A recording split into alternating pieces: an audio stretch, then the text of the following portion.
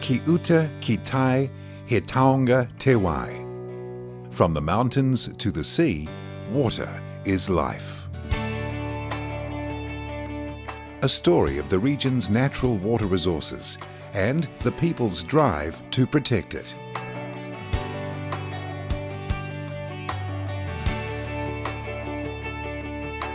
This is the Wellington region, nearly 8,000 square kilometres from Otaki, Pukaha Mount Bruce and north of Castle Point to Cook Strait.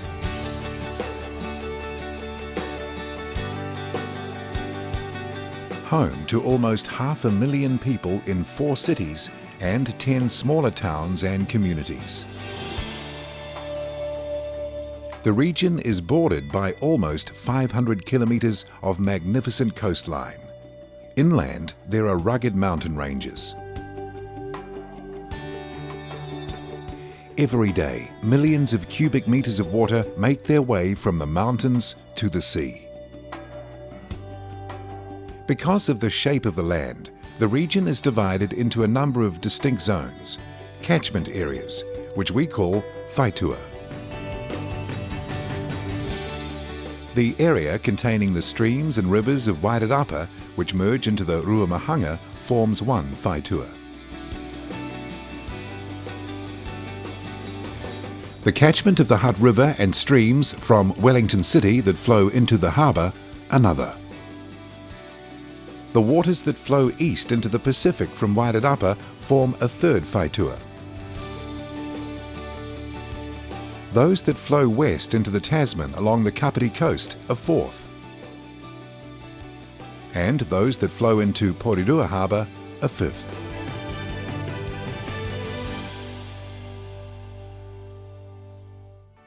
Our region is blessed with clean, fresh water.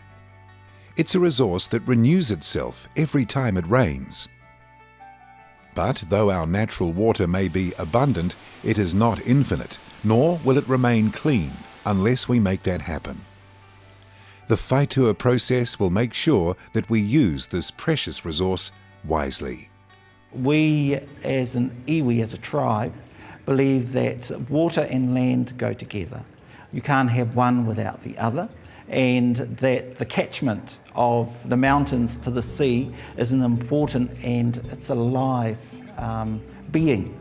We can't just take. There has to be a balance of give and take, and treating those resources that we still have intact as precious water resources for the community. We've taken water for granted for too long, really. And we need to share our concern around how waterways, water bodies are being treated so that we don't destroy a precious resource that we have right at our doorstep.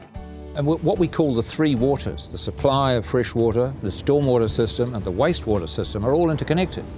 Each catchment places different social, economic and environmental pressures on the water resource. While water supply, stormwater and wastewater are most pressing in urban areas, allocation, runoff and sedimentation are the main issues in rural catchments. Water acts as a guide to how well we are managing our activities on land.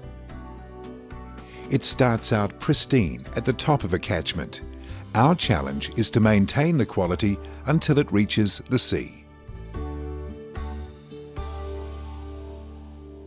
So it's all around those issues that we have to concentrate in this whole process of getting a community to decide what is going to be the best thing for our water sources and for all of us. Those are some of the issues that we will investigate through Whaitua committees, where local people find local level solutions.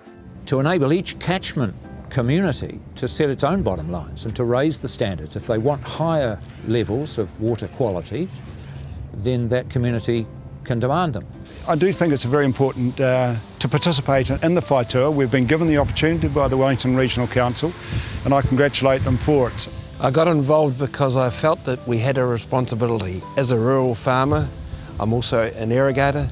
I live on the banks of the Ruamahanga River.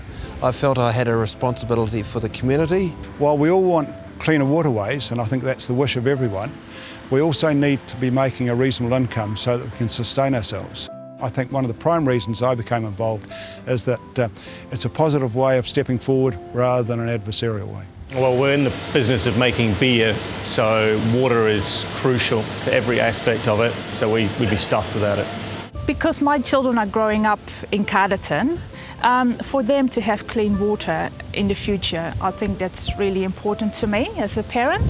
For our whānau, a lot of our time is spent eating seafood, so having an abundance of seafood and healthy water for it to grow in is really important for us. I like it because I go diving sometimes with my uncle to get seafood. Water in our house has a particular spiritual use. We have a bottle that we use when we leave our home to protect us, and we also use it when we return from wherever we've been. So it's a connection between us and our tupuna, those people that have passed on, and it acknowledges the special place of water in Māori culture. Every region has a regional plan to set out its objectives, rules and policies. But in a region such as ours, where there are 5 distinct water catchments, a one-size-fits-all approach is not going to cut it. So each Whaitua committee will gather the views of local people and groups, as well as scientific and economic data and national guidelines to help develop a vision that is unique to their catchment. Once people are happy with this vision, the committee will work with the Regional Council's Natural Resources Committee, Te Upuku Tau, to work out how to make that vision a reality. The finished work becomes a chapter in the regional plan that sets a direction for the area and guides development in the future. The Ruamahanga Whaitua Committee has already been established, but it is just the first. Over the next 3 years, Whaitua committees will be set up to represent the views of people who live in Porirua, in the Hutt Valley and Wellington City super catchment, in Kapiti Coast and Wairatapa Coast. This is revolutionary in a way because we're moving beyond the simply regulatory phase and we're going out to the community saying, what do you want? What kind of water quality, land use patterns do you want? And what are your aspirations? Where do you want to be able to sit on a beach and be sure that the water is of sufficient quality to dive in? There is a saying in Māori, ki uta ki tai, and that saying means to me, from the mountains to the sea, water is life. He taonga te wai. Make caring for the land and water part of your life. Find out more about what you can do to help and how you can get involved. Go to gw.gov.nz.